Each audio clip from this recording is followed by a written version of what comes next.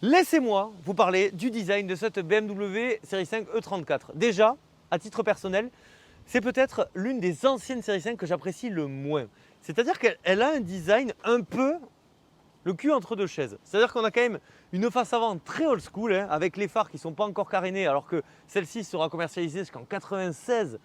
Elle a vraiment un look quand même de voiture des années 80 sur l'avant, alors que sur le reste du véhicule, que ce soit au niveau moteur, niveau ligne de profil ou à l'arrière ou encore l'habitacle, on est quand même plus sur une voiture des années 90. C'est ce côté peut-être un peu entre deux qui déroute selon moi.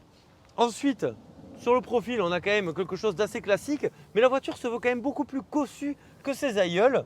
Ça va se ressentir notamment sur le poids qui sera vraiment énervé. Par contre, là où BM, ils ont fait des dingueries, c'est au niveau du CX. 0,30, c'était une masterclass à l'époque, ce qui permettait, selon BM, à toutes les BMW série 5, E34, même les plus nazes, d'atteindre un minimum 200 km/h. Dans les faits, les versions 4 cylindres essence, les 518, elles seront autour de 190. Mais vous voyez, c'était un argument commercial, comme par exemple ceci, 6 cylindres, 24 soupapes. À l'époque, c'était ça les arguments commerciaux. Aujourd'hui, c'est on vous vend notre voiture, mais s'il vous plaît, faites du covoiturage, ça sera quand même mieux, quoi. Donc c'est une autre époque, hein.